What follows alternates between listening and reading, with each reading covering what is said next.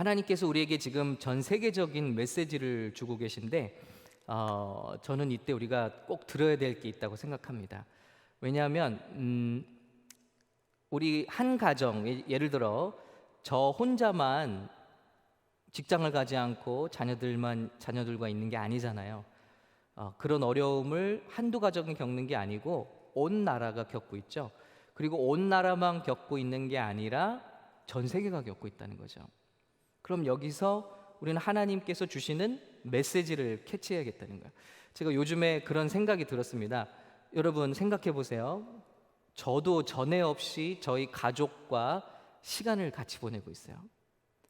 예전에는 비정상적인 일들이 지금은 정상이 돼버렸어요. 그래서 자녀들과 사실 저희 온 7식구가 한 상에 둘러서 먹는 그런 식사 시간은요, 일주일에 보통 2번 정도 그랬어요. 예전에. 이제 아이들도 크고 나니까 뭐 저녁에 나가기도 하고 스케줄들도 있고 학교 갔다 와서 서로 뭐 먼저 저녁을 먹기도 하고 여러 가지 이렇게 다르니까요. 일주일에 우리 식구가 모여서 밥을 같이 먹는 시간이 일주일에 2번 정도밖에 안 됐어요. 그런데 지금은 하루에 3번씩 온 식구가 같이 밥을 먹고 있어요. 그러면서 생각이 든 게 뭐냐면요, 요즘에 생각이 번뜩 든 게 뭐냐면요, 우리 인생에 이런 시간이 또 있을까 하는 거예요. 예, 아마 없을 것 같다. 우리 여러분들 생각해 보시기 바랍니다. 지금 굉장히 비정상적인 거죠. 우리 아버지들이 집에 있고 우리 자녀들과 온 식구들이 하루를 같이 보내고 그리고 식사를 한다. 근데 여러분, 이런 시간이 우리 인생에 또 올까 한번 생각을 해보시라는 거예요. 이거는 지금 굉장한 일이라는 거죠. 그런데 이게 내가 혼자 잡을 잃어서 일어난 일이 아니라 하나님께서 우리 미국만이 아니라 우리 집만이 아니라 온 세계적 팬데믹이잖아요. 그래서 바이러스 상황을 통해서 온 세계가 이렇게 되도록 만드신 것은 메시지가 있다는 거죠. 그러면서 생각해 봤어요. 하나님, 우리가 이 자녀들과 온 가정이 이렇게 하나 되어 한 자리에서 만나고 예배하고 또 교제를 나누면서 무엇을 회복하기 원하시는 겁니까? 라는 질문이 들었고요. 그리고 두 번째는 이렇게 우리에게 귀한 시간을 주시는 이유는 무엇을 준비하기 위함입니까? 라는 생각이 들더라고요. 이렇게 다시 한번 말씀드리지만 이런 시간이 다시는 우리 삶 속에 없을지 모르잖아요. 이런 시간이. 근데 이렇게 가정이 화목하고 함께 연합을 이루고 회복되고 시간을 함께 보낸 이런 친밀함을 경험하는 시간, 그러면서 예배도 드리고 기도도 함께하고 식사도 같이 하고 사랑을 나누고 회복하는 이런 시간, 아주 이런 긴밀한 특별한 시간이 또 올 거냐는 거예요. 그럼 이건 무슨 메시지냐? 저는 그런 생각을 해봤어요. 정말 무슨 큰 일을 준비시키기 위해서 우리 가정 단위로 회복시키시는 게 아니냐, 준비시키시는 게 아니냐 하는 생각을 해봅니다. 국제적인 세계적인 재난이 있으면요, 그 해석을 우리는 잘해야 됩니다. 예전에 노아의 홍수 때 전 세계가 홍수에 잠겨서 노아의 가족만 살아남았습니다. 그런데 그 가족의 후손이 이렇게 배에서 나와서 뭘 하죠? 다시 인구가 많아졌을 때 홍수를 잘못 해석했어요. 그래서 분명히 노아에게 하나님께서 이제 다시는 지구를 물로 심판하지 않으시겠다고 약속을 했는데도 불구하고 노아의 후손들은 모여서 창세기 11장에 보면 바벨탑을 쌓기 시작합니다. 정반대죠. 하나님의 명령과 정반대로 하고 있는 거예요. 왜냐하면 그들이 당한 재난의 두려움 때문에. 하나님께서는 분명히 약속하셨지만 그들은 또 두려움에 쌓여서 탑을 쌓고 있다는 것입니다. 그들에게 닥친 하나님의 메시지를 잘못 해석한 거죠. 우리도 그러진 않을까 한번 생각해 봤어요. 그래서 하나님께서 제게 주신 마음은요, 지금 이 상황 가운데서 위로하고 소망하고 그리고 함께 기도하는 건 굉장히 중요하지만 이 이후를 준비해야 된다는 생각이 드는 거예요. 이 이 사태 이후에 정말 많은 것들이 변화될 거예요. 그리고 이 사태를 통해서 우리가 상상하지 못했던 것들을 경험해 봤습니다. 그런데 이런 것들이 성경에서 어떻게 말하고 있고 우리가 무엇을 향해 가고 있는지를 말씀을 통해서 좀 우리가 배워야겠다는 거죠. 그래서 오늘 저녁에는요, 이제 막연하게 우리 요한계시록을 어렵다고 생각하고 무섭다고 생각하는 분들, 그리고 그래서 책을 덮어놓고 읽지 않는 분들, 그리고 막연하게 누군가에게 들은 요한계시록 이야기로 말세다 그냥 막연한 그 두려움 속에 있는 것들을 깨뜨리고요, 우리가 7년 환란, 인간의 문명의 마지막 7년에 일어날 일들을 성경적으로 살펴보고 성경적으로 그 일을 지혜롭게 준비할 수 있는 우리 교회, 우리 성도들 가정이 될 수 있기를 바라는 마음으로 오늘과 주일 말씀을 좀 나누도록 하겠습니다. 요한계시록인데요, 1장 1절부터 3절까지 말씀입니다. 함께 읽어보겠습니다. 예수 그리스도의 계시라. 이는 하나님이 그에게 주사 반드시 속히 일어날 일들을 그 종들에게 보이시려고 그의 천사를 그 종 요한에게 보내 알게 하신 것이라. 자, 요한계시록은 요한이 썼지만요, 반모섬에서 예수 그리스도의 계시라고 분명히 말씀하고 있어요. 그러니까 예수님께서, 요한계시록은 우리가 덮어놔야 될 책이 아니라 더욱 꺼내 읽어 준비해야 될 말씀이라는 것입니다. 예수 그리스도의 계시. 그리고 2절은 말합니다. 요한은 하나님의 말씀과 예수 그리스도의 증거, 곧 자기가 본 것을 다 증언하였느니라. 이게 무슨 꿈꾸거나 환상 본 얘기가 아니라 예수님, 하나님의 말씀과 예수 그리스도의 증거로 말미암아 예수님께서 보여주신 것을 그대로 증거한 책이다라는 것입니다. 그렇기 때문에 중요한 것이다라는 것이죠.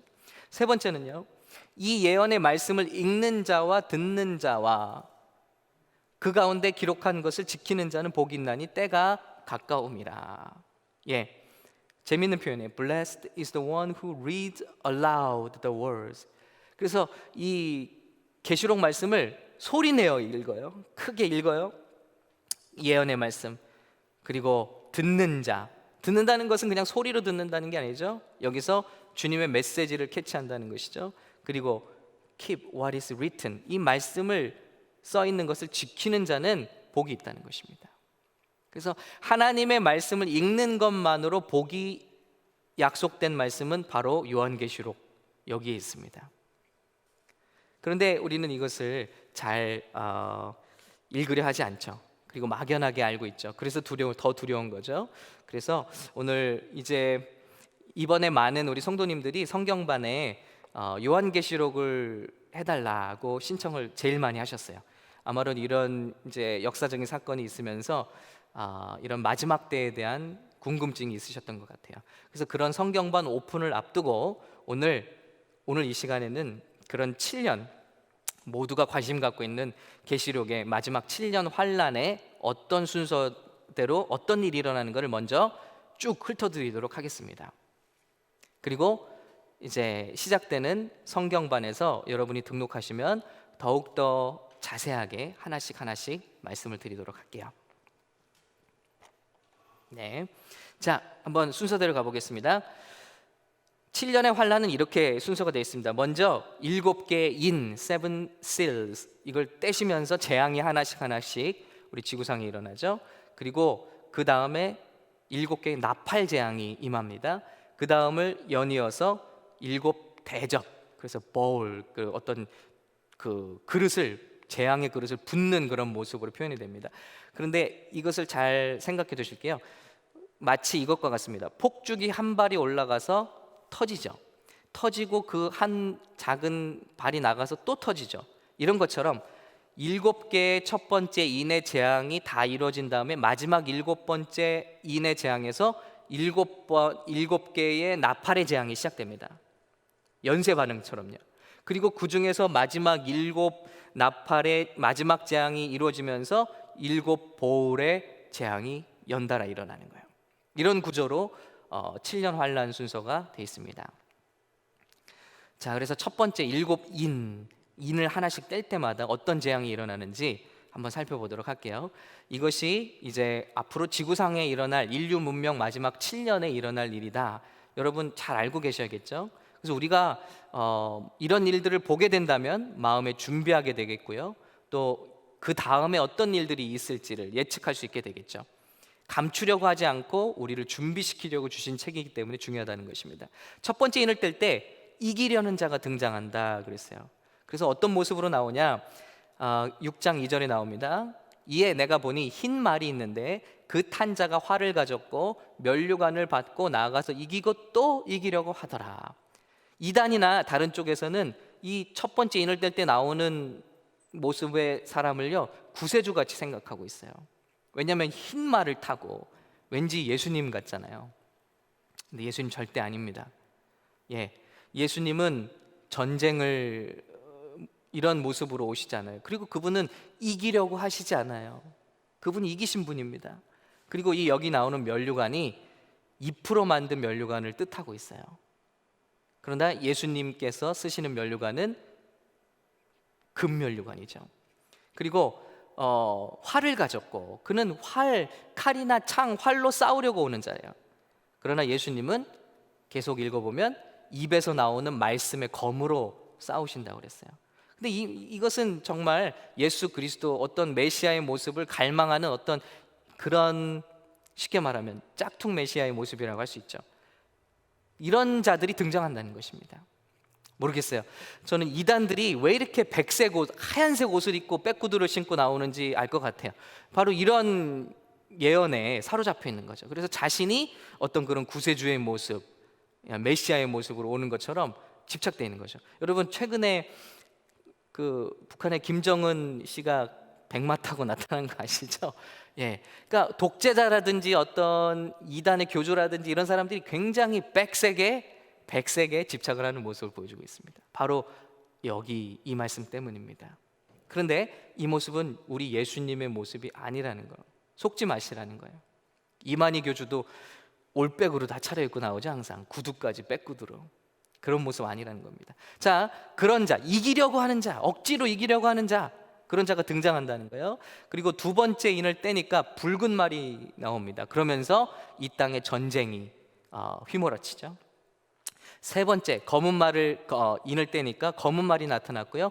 온 세상에 기근이 일어났습니다. 식량 부족 사태가 일어난 거예요. 그래서 이렇게 말씀하고 있죠. 자, 천사들이 외칩니다. 사람들이 외칩니다. 한 데나리온의 밀 한 대요. 이 말을 요한이 들은 거예요. 미래로 와서. 자, 하루 품삯이죠. 한 데나리온이 200불이라고 해요. 근데 우리 밀가루 한 대, 쿼러라고 돼 있는데, 쿼츠라고 돼 있는데 이 쿼츠에 200불이에요. 그러니까 식량값이 막 올라간다는 거죠. 그런데 놀라운 것은 감람류와 포도주는 해치지 말라고 그랬어요. 감람류와 포도주는 사치품이죠. 그리고 돈 있는 사람들의 것이죠. 근데 그런 것들은 건들지 않는다는 거예요. 그러니까 이게 뭐죠? 지금 빈부의 격차가 굉장히 심해지면서 식량 문제가 도래하게 될 거라는 겁니다. 그 문제를 이제 요한이 본 거예요. 여러분, 그래서 만약에 미리 사재기를 하셔야 된다면 식량 쪽에 좀 하시면 어떨까? 이 땅에 남으시기 원하시는 분들은 휴거되지 않고 이 땅에 계시기 원하시는 분들은 밀과 보리에 투자하시기 바랍니다. 자, 농담입니다. 이렇게 이런 일들이 일어나요. 정말로요. 지금 우리는 웃으면서 얘기하지만 아직 겪어보지 못했지만 이 상황이 되면 굉장히 심각한 상황이죠. 지금 사실 이 팬데믹 상황으로 인해서 지금 각 나라들이 수출 식량을 다 제한하고 있다고 그러죠. 그래서 밀값이 오르고 식량값들이 올라가고 있는데 그런 가능성을 보여주는 거예요. 지구촌이 그런 문제에 빠질 수 있다는 거예요. 자, 그러면서 네 번째 인이 띄어졌을 때 청황색 말, 그러면서 인구 4분의 1이 죽임을 당하더라는 거예요.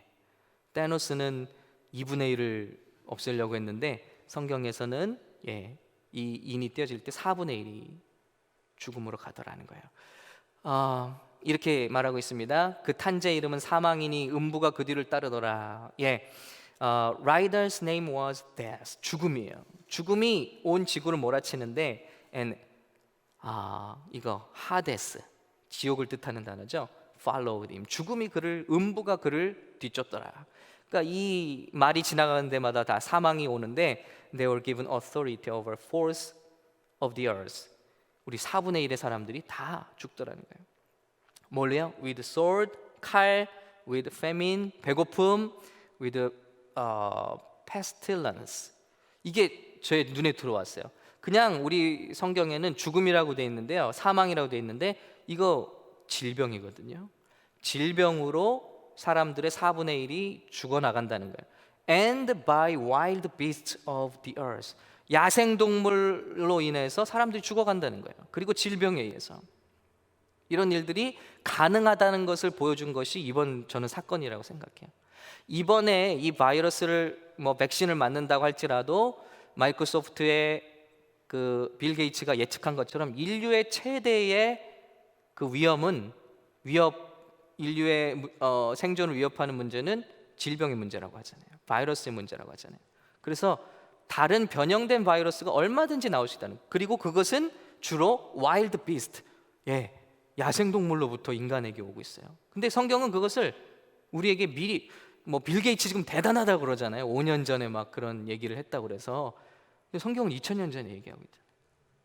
그런 일들이 있어요. 인구의 4분의 1이 죽어나갈 것이다. 근데 이 단어를 찾아봤어요. 아주 pestilence, 이런 질병이란 단어. 그랬더니 epidemic disease, 어떤 치명적인 그런 전염병이에요. especially bubonic plague라고 했습니다. 이걸 찾아보니까 면역계와 관련한 질병을 bubonic plague라고 하는 거예요. 지금 우리의 화두가 뭐죠? 면역이잖아요. 그러니까 이런 쪽에서 문제가 올 거라는 거를 이미 성경은 우리에게 예언하고 있습니다. 자, 그리고 5번째 인이 떼어지니까요, 핍박과 순교당한 자들이 하늘에서 외칩니다. 그래서 뭐라고 외치냐면요, 큰 소리로 불러 이르되 거룩하고 참되신 대주제여, 하나님께 지금 탄원하는 거예요. 땅에 거하는 자들을 심판하여 우리 피를 갚아주지 아니하시길 어느 때까지 하나이까. 말이 어려운데요, 이 땅에 있는 자들을 심판하여 우리 피를 갚아달라는 것입니다.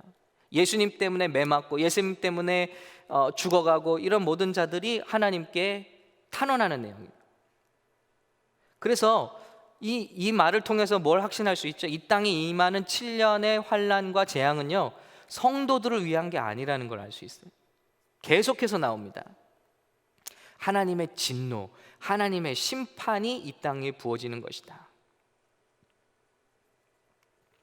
자, 6번째 인이 떼어지면서 천지가 진동합니다. 그러면서 지진이 나고요, 막 해, 달 이런 것들이 검어지고, 이런 것들이 뭘 의미할까요? 어떤 굉장한 기상, 기후, 어떤 자연재난을 말하고 있는 것이죠. 하늘의 별들이 흔들려 설익은 열매가 떨어지는 것 같이 땅에 떨어지며 우리가 살고 있는 지구가 굉장히 불안해지고 있다는 것을 보여주는 것입니다. 이런 일들이 순차적으로 마지막 때 일어난다는 거예요. 자, 하늘은 두루마리가 말리는 것 같이 떠나가고 산과 섬이 제자리에서 옮겨짐에 엄청난 지각 변동이 일어난다는 거죠. 이런 것들을 인재앙에서 말하고 있습니다. 자, 그때 사람들이 어떻게 하죠? 땅의 임금, 아까는 분명히 가난한 사람들이 피해를 봤어요. 음식을 못 구해서요. 그런데 이제는 이런 5번째, 6번째 인이 떼어지면 그때 일어나는 재앙은요, 지금 어때요? 돈 있는 사람들만 유리하잖아요. 힘 있는 사람들, 권력 있는 사람들, 높은 자리에 있는 사람들, 이미 그들은 다 공유하고 있어요, 정보를. 그리고 그들은 이 모든 상황이 지나가도 오히려 부익부 빈익빈, 이 상황이 더 가중될 뿐이에요. 못 사는 사람들은 더 못 살게 되고, 잘 사는 사람은 더 잘 살고 또 비축하게 되고요.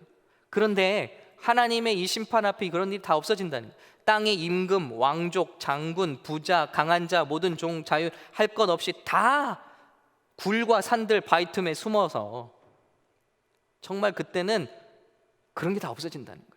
이런 정도의 재앙이 이 땅에 임한다. 그래서 그 어린 양의 진노에서 우리를 가리라. 뭐라 그러죠? 7년에 임하는 환난이요, 우리를 연단하시는 그런 좋은 것이 아니라는 거예요. 뭐라고요? 어린 양의 진노예요. 계속해서 나옵니다. 이건 좋은 게 아니에요. 하나님의 심판이고 진노입니다. 한 번 쫙 심판이 지나간다면 그것도 모자라서 2번 확인 나팔 재앙, 그것도 모자라서 세 번째 확인 재앙, 대접의 재앙이 지나간다는 거예요. 그래서 영어로는 The wrath of the Lamb, 이 7년의 환난은요 wrath of the Lamb, 주님 어린 양의 진노라는 거예요. 예. 그래서 사람들이 외치죠. 제발 우리를 살려달라. 자, 그러면서 하나님의 입맞은 사람들이 등장하고 있습니다. 14만 4천. 그러면서 이스라엘 각 지파 이름별로 12,000명씩 해서 14만 4천 명이 나타나면서 그들은 이런 고통 가운데서 보호하심을 받더라. 그리고 그 사람들에 의해서 전도되어 순교하고 하늘로 올라온 사람들을 이제 사도 요한이 보는 것입니다. 근데 이것도 이단과 사이비들이 많이 이용하고 있죠. 특히 이만희 씨도 자기들 그 신천지에 들어온 사람 중에서 참 신도 14만 4천만 구원을 받는 얘기를 하는 거다라고 이거를 자기들에게 맞춰서 이걸 얘기하고 있습니다. 그러나 어디를 봐도 이거는 유다인들에 대한 얘기입니다. 유대인들에 대한 얘기입니다. 민족적인 구원, 민족적인 보호하심. 이때 교회는 전혀 단어가 나오질 않아요. 이 7년 환난 동안에. 그 전에 누누이 성령께서 교회에게 말씀하셔요. 성령께서 교회에게 교회. 주님의 관심은 교회예요. 근데 환난이 시작되고요, 교회에는 단어가 나오지 않아요. 왜 그럴까요? 한번 생각해 보시기 바라요. 자, 그 환난 속에서도 그래도 전도가 되고 거기서 예수 믿고 하늘나라로 올라오는 사람들은 순교한 사람들이 올라오더라는 거죠. 그러니까 이 땅에 남아서 그 마지막에 예수를 믿는다는 것은 목숨 거는 얘기라는 거죠. 제가 아까 말씀드렸어요. 우리 왜 가족을 이 마지막 때에 이렇게 다시 없을 기회처럼 하나 되게 하실까요? 저는 이런 부분을 생각해 보는 거예요. 지금이 신앙으로 우리 자녀들을 무장시킬 마지막 찬스가 아니냐는 거예요. 만일 구원받지 못할 믿음 가운데 있다면, 여러분, 저도 목사지만 저희 아이들이 제가 목사라고 구원받는 거 아니잖아요.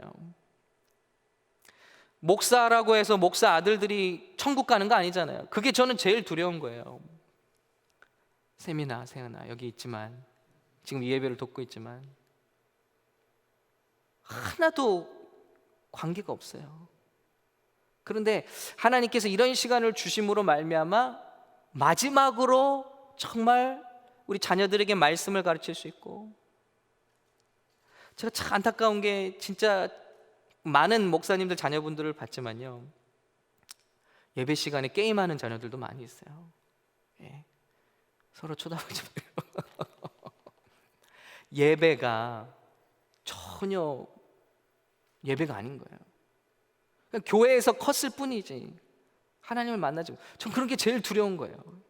그런데 이런 시간을 통해서 하나님께서 가정마다 마지막 찬스를 주고 계신 거 아니냐. 우리 자녀들을 예수 믿게 할 수 있는, 구원받게 할 수 있는 정말 마지막 찬스 아니냐. 다시는 이런 시간이 없을 것 같아요. 우리 삶에 전 지구가 멈춰버리는 이런 시간 또 있을까요? 전 마지막 찬스라고 생각하는 거예요. 돌아볼 수 있는 시간이죠. 왜냐하면 그때는 믿음 지키기도 힘들 뿐만 아니라 그때 남은 사람들이 구원받기 위해서는 무조건 순교해야 하는 길밖에 없는 거예요. 죽는 길밖에 없는 거예요. 과연 그럴 수 있겠나? 우리 자녀들이 만약에 남게 된다면, 그런 생각이 들더라고요. 자, 마지막 인입니다. 7번째 인이 떼지니까 그 말씀드렸죠. 폭죽이 올라가서 또 터지는 것처럼 또 재앙이 이제 7개 나팔 재앙으로 임하기 시작하는 거예요. 그게 7년 환란의 모습입니다. 자, 이런 내용들은요, 성경반에서 각각 자세히 말씀드릴 얘기지만 오늘은 짧은 시간 안에 한번 훑어보는 겁니다. 그래서 첫 번째 나팔이 울려 퍼지죠. 그때 더 심한 재앙들이 와요. 지상의 3분의 1의 사람들이 죽어나간다. 자, 어떤 모습이냐면요, 하늘에 피 섞인 우박과 불이 나와서 땅에 쏟아지며, 여러분 이걸 잘 생각해 주세요. 2000년 전에 요한이 지구가 멸망하는 때의 모습을 보고 기록한 거예요. 그러니까 그가 기록에 한계가 있을 거라는 걸 생각을 하셔야 됩니다. 우박과 불이 나와서 땅에 쏟아지매 땅의 3분의 1이 다 타버리고 수목의 3분의 1도 타버리고 각종 푸른 풀도 다 타버렸더라. 자, 우박이 쏟아지는 것 같은 거, 불이 쏟아지는 것 같은 거, 그러면서 열기에 모든 나무와 풀이 다 타버리는 거. 어떤 현상이? 핵전쟁이 일어날 때 이런 현상이 일어난대요. 예, 우박이 내리고요, 실제로. 그리고 그 전기 폭풍, 그런 뻘건 불기둥, 그리고 모든 것이 다 말라버리고 죽게 돼. 뭐 이렇게 생각하는 분들에게는 너무나 맞는 또 묘사이긴 해요. 우린 모르죠, 이게 뭔지. 그러나 여러 가지 가능성 중에 그럴 수도 있겠다, 정말. 예. 아무튼 지구인의 3분의 1이 죽을 만큼 엄청난 큰 일이라는, 이런 것들이 일어난다는 거죠. 그리고 바다의 3분의 1이 죽습니다. 예. 그래서 불 붙는 큰 산과 같은 것, 이게 뭔지 모르겠어요. 불 붙는 산 같은 것이 하늘에서 바다로 떨어진대요. 이걸 본 거예요. 그게 뭘까요? 모르죠. 그러나 그 당시에 요한으로서는 묘사하기 힘든 그런 모습이었을까요? 우리는 대략 어떤 모습일 수도 생각할 수 있죠. 뭐 과학자들이 말하는 것처럼 혜성이 떨어지는 일일 수도 있고요, 그래서 지구와 부닥치는 일일 수도 있고, 정말 핵전쟁일 수도 있는 거고요. 하늘에서 불 붙는 산 같은 것이 떨어진다. 정말 그렇잖아요. 그렇게 될 때, 예, 바다도 3분의 1이 다 초토화되더라는 거예요. 바다 가운데 생명 가진 피조물들이 3분의 1이 죽고 배들의 3분의 1이 깨지더라. 난리가 났다는 거죠. 그리고 세 번째 나팔이 울려 퍼지니까 이제는 민물, 사람이 마실 물이 3분의 1이 다 없어지더라는 거예요.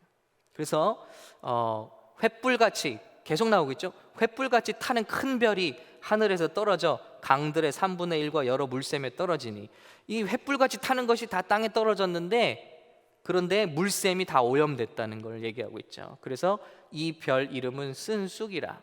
물의 3분의 1이 쓴쑥이 되매 그 물이 쓴물이 되므로 많은 사람이 죽더라. 이제는 남아있는 사람들조차도 그 물이 다 오염되어 버려서 죽어가더라는 거죠. 순차적으로 기록하고 있습니다. 자, 그리고 네 번째 나팔이 불면서 해, 달, 별 3분의 1이 가리우게 되더라.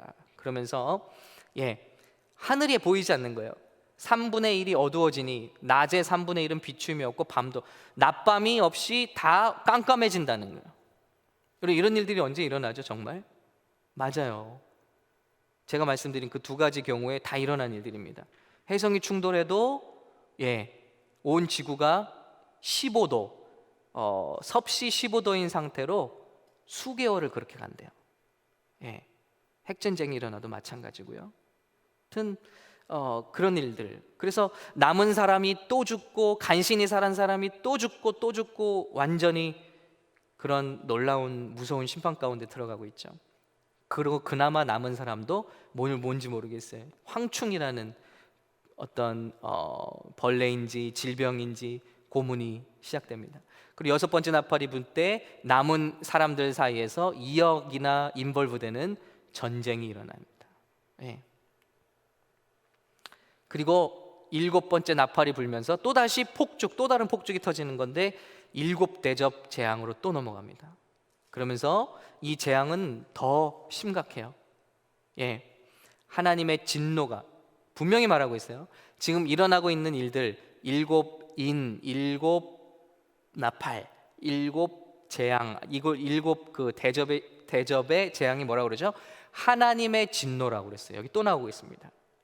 하나님의 진노가 이것을 마지막으로 마치리로다.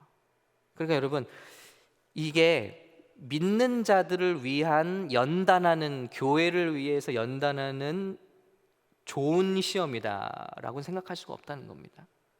이거는요, 하나님의 진노, 어린 양의 진노가 이 땅에 부어지고 있다는 걸 계속해서 리피트해주고 알려주고 있어요. 자, 이것이 끝날 때 하나님의 진노가 마치리로다. 우리는 본질상 진노의 자녀이었더니, 원래는 그렇죠. 그러나 그리스도의 은혜로 말미암아 우리는 주님의 아들과 딸이 되었죠. 이제는 진노의 자녀들이 아니죠. 자, 대접이 부어집니다. 악하고 독한 종기가 이 땅에 퍼지고요, 바다가 피같이, 빨리 넘어가겠습니다. 변하고 물의 근원이 피가 되고요. 물이 이제 미국 사람들이 왜 이렇게 물을 많이 사나 이제 알 것 같아요. 예, 물 문제예요, 물 문제.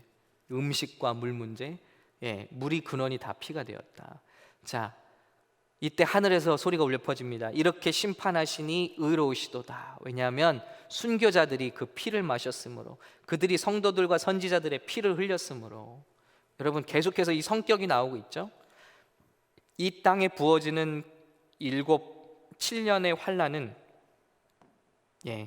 복음을 핍박하고 또 그리스도를 미워하고 교회를 미워하고 신앙을 핍박한 이 세계에 대한 하나님의 심판이라는 거예요.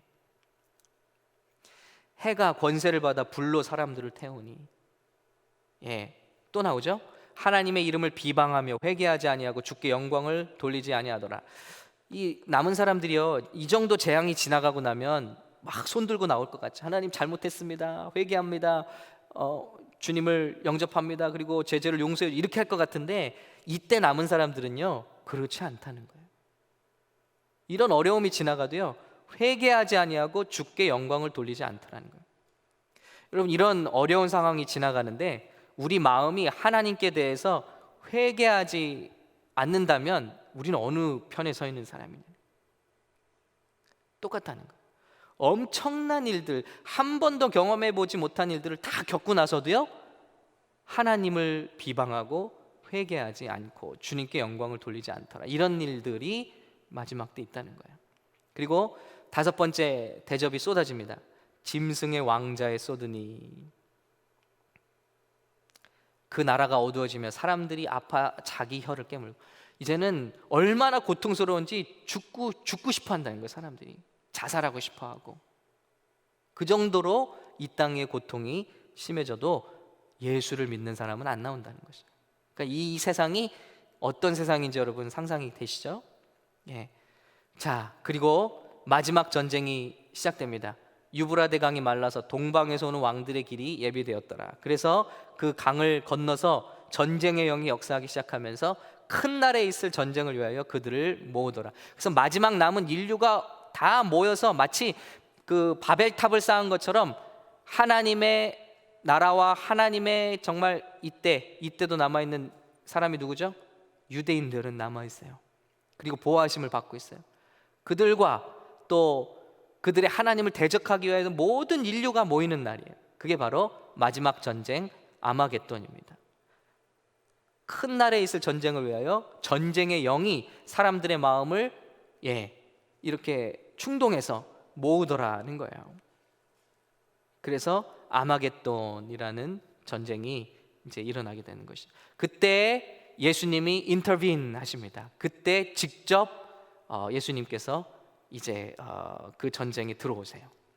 그래서 어린 양과 그를 따르는 군대가 이기게 하시고 그 장면으로 말미암아 마지막 유대인들이 전폭적으로 예수님을 믿고 구원받는 백성으로 이렇게 바뀐다는 것을. 그래서 민족적인 구원, 이스라엘의 민족적인 구원이 완성되는 때가 아마겟돈 전쟁입니다. 왜냐하면 그때 하나님과 우리 예수님이 어떻게 메시아가 되시는가를 보여주면서 이 세상에서 마지막 남은 구원받을 백성 이스라엘이 구원받는 약속이 거기 나와 있다는 것입니다.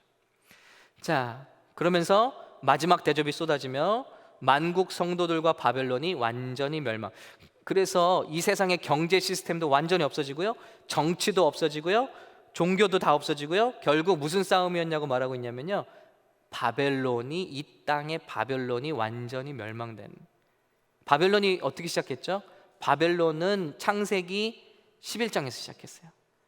사람들이 노아 홍수 후에 모여서 바벨탑을 쌓기 시작했는데 그 일을 주도한 사람이 바로 니므롯입니다. 그리고 그 사람이 가서 만든 나라가 바벨론입니다.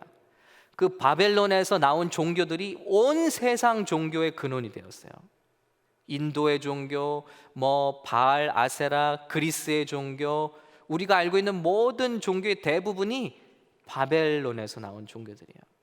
이집트 종교 다 그 니므롯과 그 아들 타무즈를 숭배하는 고대 종교에서 이 세상에 우리가 알고 있는 종교들이 다 나왔다. 그런데 그 바벨론을 완전히 하나님께서 멸망시킨다. 이게 뭐죠? 세상의 모든 우상과 모든 정치, 모든 하나님을 대적하던 것들이 다 멸망을 당하는 날이 온다는 것입니다. 이것이 순서대로 일어나는 일들이라는 거예요. 그래서 이런 순서를 생각해 보면서 우리가 지금 우리에게 닥친 일을 생각해 보시기 바랍니다. 저는 좀 섬뜩하는 게 있었어요. 그게 뭐냐면 우리는 지금까지 계시록에 이런 말씀이 있지만 그래도 나라와 종교는 분리돼 있어서 함부로 건드리지 못할 거야 라는 안도 속에 있었던 것 같아요. 나라에 무슨 일이 있어도, 그렇죠? 정교 분리, 그래서 교회가 모이는 거, 종교의 자유, 이런 것들을 함부로 할 수가 없어. 근데 그게 깨졌잖아요. 이런 사태가 발생하니까 전체의 이익을 위해서는 이 정부의 힘이, 권력이 종교와 교회를 탄압할 수 있다는 것을 보여주고 있다는 거예요. 여러분 느끼시지 않나요? 참 신비한 방법이죠. 우린 어떤 경우에도 그건 불가능할 거라 저는 생각해 왔어요. 교회를 어떤 방법으로 탄압하는 건 굉장히 힘든 일이다. 헌법 정신에도 어긋나고요. 종교의 자유가 있잖아. 그런데 이런 사태가 돼 보니까 인류 공공의 유익을 위해서는 정부가 얼마든지 교회를 컨트롤할 수 있고 예배도 못 모이게 할 수 있고, 한국은 어떻죠? 그들의 정보를 다 회수해 갈 수도 있고 그들을 감시할 수도 있다. 와우, 한국에 들어간 사람들은요 앱을 깔아야 된대요, 공항에서. 그래서 자기들이 움직이는 모든 경로를 다 그 보고가 돼 있대요. 얼마든지 앞으로도 정치는, 권력은 교회를 핍박할 수 있다, 모니터링할 수 있다, 건드릴 수 있다. 그 사실을 여지없이 보여준 게 이번 사건입니다. 그러기 위해서는 굉장히 많은 시간이 필요할 거야? 아니요. 하나님은 딱 2-3달 만에 그걸 보여주신 거예요. 우리가 깨어 있어야 된다. 언제든지 한 달 만에, 2달 만에 어떤 일이든지 일어날 수 있다. 여러분 기억나세요?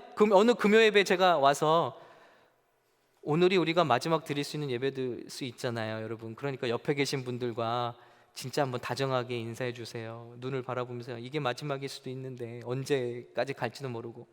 그런데 정말 그 일이 우리도 인사할 시간도 없이 일어났잖아요. 그때 인사한 게 참 잘했죠? 그래도 주일날도 그래도 진짜 나라가 그렇게 발표를 해버리니까 우리가 어떻게 끽 소리를 할 수가 없는 거예요. 왜냐하면 이게 남을 위한, 서로를 위한 길이라고 다 믿으니까 사람들이요. 그런 상황에서 그 말을 안 지키면 어떡하죠? 완전히 미움당하는 거죠. 그래서도 사실은 되지 않는. 근데 아무튼 이런 일들을 통해서 보여주시는 거, 얼마든지 권력, 얼마든지 공공의 이익을 위해서는 교회가 희생당할 수 있다. 네, 여러분, 적그리스도가 나타납니다. 적그리스도 나타나서 권력과 네트워크, 경제, 이런 것들을 한 손에 거머쥔다고 생각해 보세요. 그러면 정말 말씀에 있는 대로 교회를 컨트롤하는 일은 너무나 쉬운 일이에요. 필터링하는 일은 너무 쉬운 일이죠. 그리고 탄압하는 일, 너무 쉬운 일이라는 것입니다.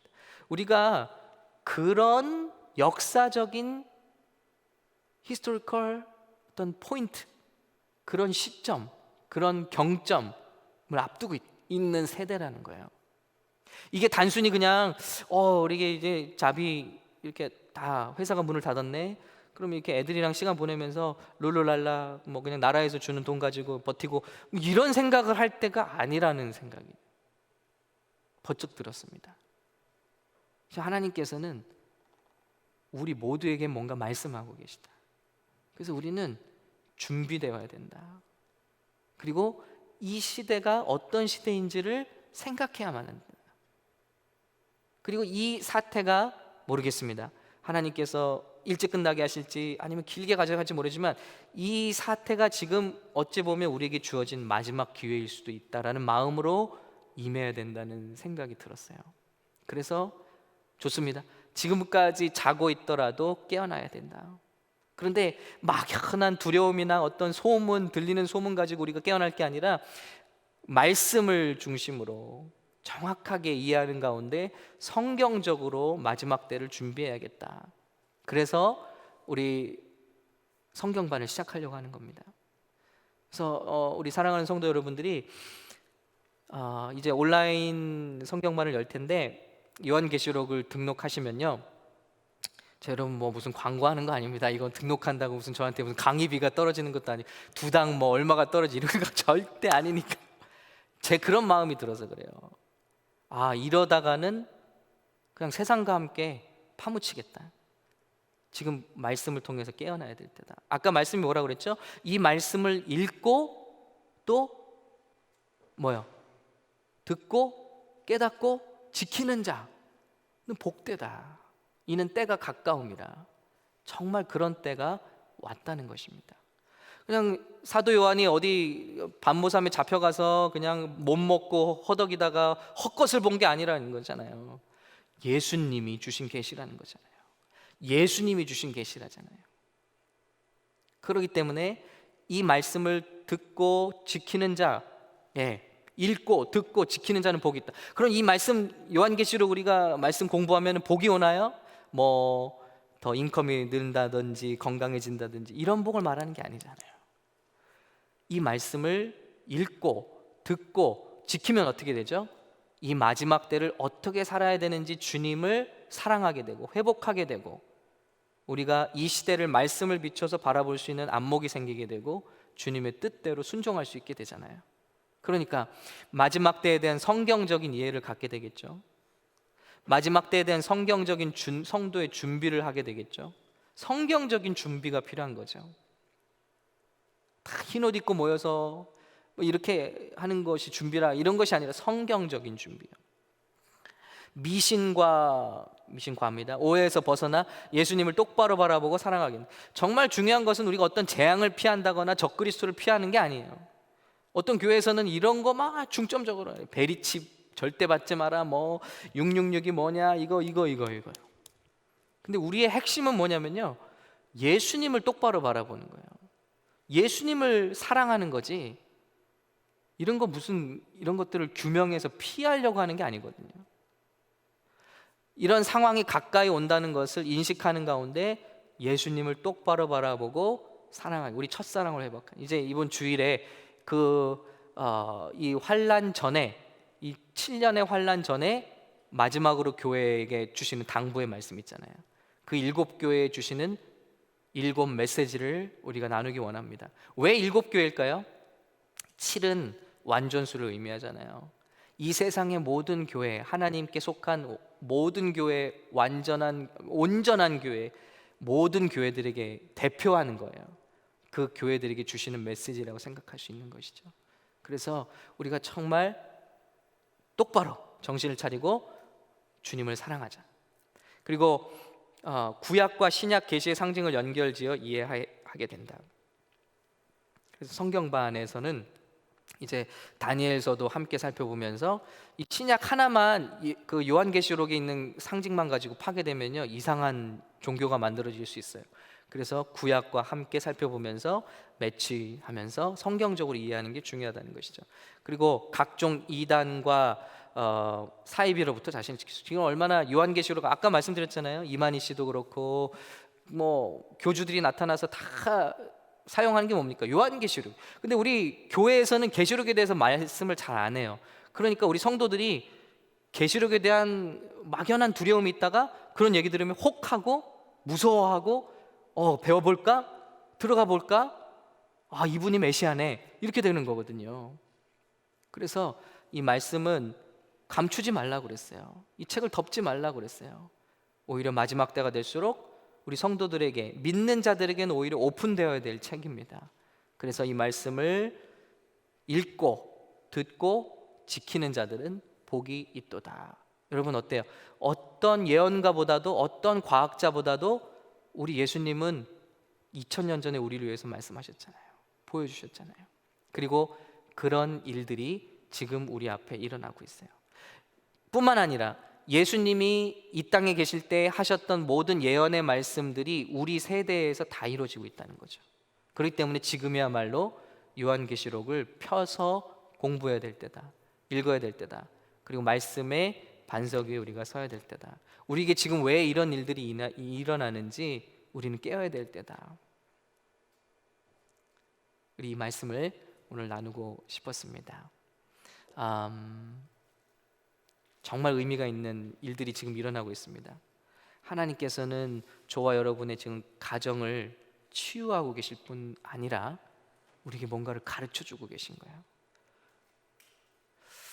이런 생각도 해봤어요. 와, 이런 상황에서는 진짜 한국에는 그렇게 불륜이 많다고 하잖아요. 우리 이건 어른들께만 드리는 말씀입니다. 근데 그런 생각도 들었어요. 와, 이렇게 불륜을 할 수도 없겠구나. 이렇게 되면 예? 남자들이 어디 나갈 수도 없어요. 예. 가정에 꼭 붙어 있어야 되죠. 근데 우리 또 이성준 목사님 보내온 글을 보면 중국 우한에서는 지금 엄청난 이혼 문의가 들어오고 있대요. 오히려 집안에 붙어 있으니까 이게 더 싸우는 거예요. 회복되지 못하고. 와, 이게 참 믿음이 없는 곳에서의 모습이구나. 하나님은 회복을 원하시는데, 하나님은 우리를 돌아보라고 하시는데, 참 우리가 말씀 위에 서 있지 못하면 반대의 일이 일어나는구나. 마치 홍수가 끝나고 나서 사람들이 흩어져야 되는데 주의 명령 붙들고, 그런데 모여서 두려움에 휩싸여서 밤에 하늘로 올라가는 바벨탑을 쌓는 것처럼 우리 교회들이 이번 일을 통해서 정말 많은 일들이 변화가 일어날 거예요. 이 일이 끝나고 나면 정말 놀라운 변화들이 일어날 겁니다. 의료시장 물론, 경제적인 거 물론, 정치적인 형태 물론, 우리 교회의 모든 시스템, 모든 것들이 다 엄청난 변화를 가져올 거예요.